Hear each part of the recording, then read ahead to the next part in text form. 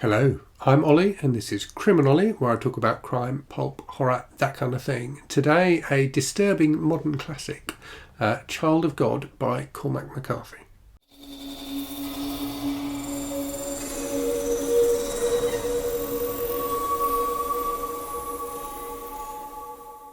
So Cormac McCarthy is an author I have a strange relationship with, in that sometimes I really enjoy his books and sometimes I don't.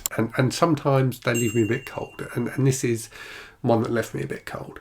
So I've read a few of his books now. This is the fourth of his books that I've read. So the first was The Road, his kind of post-apocalyptic tale, which I thought was fantastic. I thought it was really gripping, really moving, really disturbing, really, thought-provoking. I thought it was a really excellent book. I then read All the Pretty Horses, which I really didn't like at all. I just couldn't get on with it. I couldn't get into it at all. I found his writing style in it really distracting, and I found it really distanced me from the story. I then read last year Blood Meridian, his western, one of his westerns, which I thought was phenomenal. So a really kind of hypnotic and disturbing and incredibly rich novel that just stayed with me after I finished it. So it really did linger with me. Some of the imagery in that book is so horrific but so well done. It's a fantastic novel. And now I've read Child of God, which is kind of probably somewhere in the middle.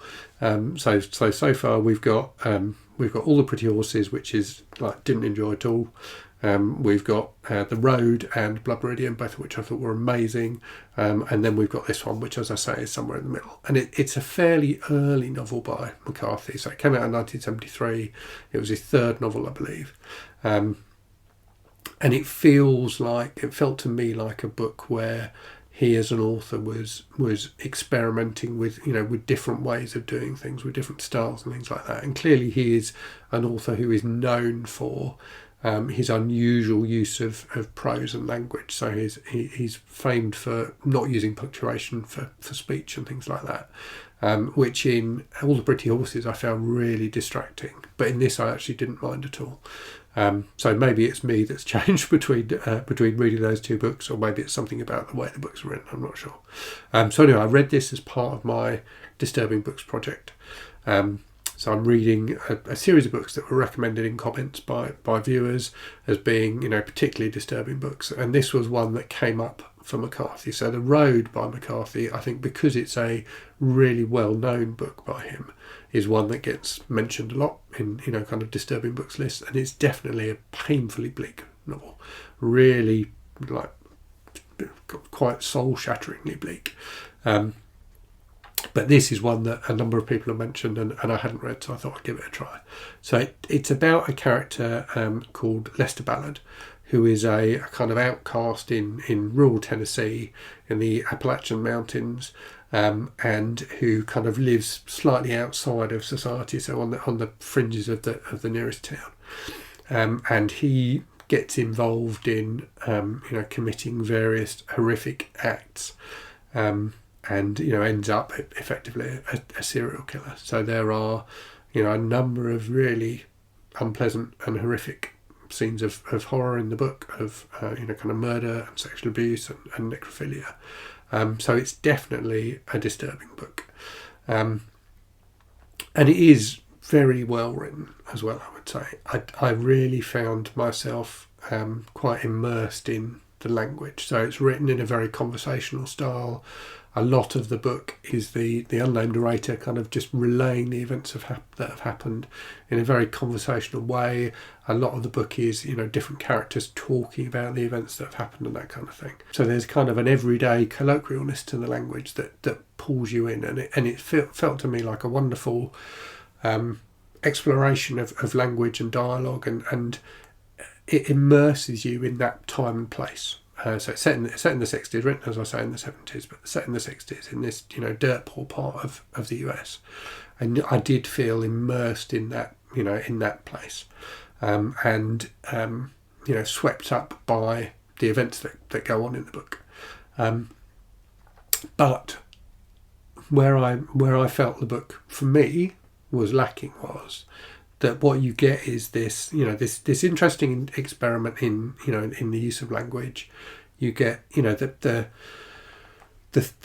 events that he is describing are, fascinatingly horrible, and he's clearly, there are clearly deeper themes at work here. A lot of people have commented that the book is about, what it is to be an outcast. It's about, kind of isolation. So as I say, Lester lives, away from the rest of the town, and it's about, the impacts that kind of existence can have on the human psyche, and how, morality can decay when you don't have, when you don't have a society to give you a moral compass, I guess. So those themes are definitely present there, but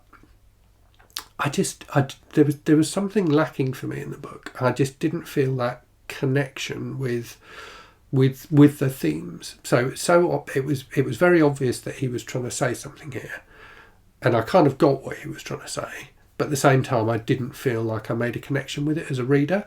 So it was a really, a very interesting book to read, and as I say, very, very well written, and the use of language and dialogue I think is done extremely well in this. And I do need to go back and read All the Pretty Horses again, I think, because my success rate with his other books has been a lot higher. That, as I say, was the second one that I read, so maybe I just wasn't in the right frame of mind when I read it.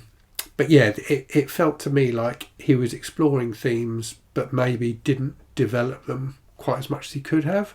And it felt like there wasn't necessarily a thematic outcome to the book. So the story, has an outcome. It has a very clear beginning, middle, and end.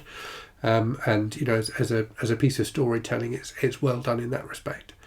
But I felt like he was really trying to, involve the reader in his thinking process about this particular character. And for me, that just didn't quite work in the end. And as I say, I'm not sure why. And clearly, a lot of people rate this as an absolute classic. So clearly it works, it works for many people. But for me, it just didn't quite click. Okay, time for a random book from the shelves, and another book with horrible goings on in Appalachia.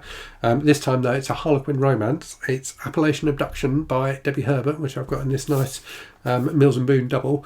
So I read this last year. It's a lot of fun. So there's 3 books in the series, I think, all set in the same kind of around the same town in Appalachia and with some of the same characters. This one is about a female investigator from outside of the area and the local sheriff teaming up to take down some people smugglers, and also naturally developing a romance. So a lot of fun. I enjoyed it.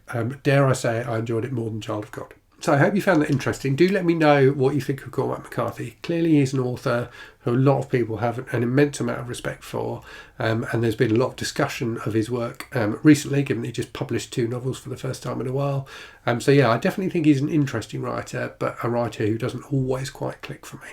But anyway, I will leave it there and say thank you very much for watching. Hope you're safe and well out there. Hope you're reading good stuff, and I'll speak to you again very soon. Cheerio.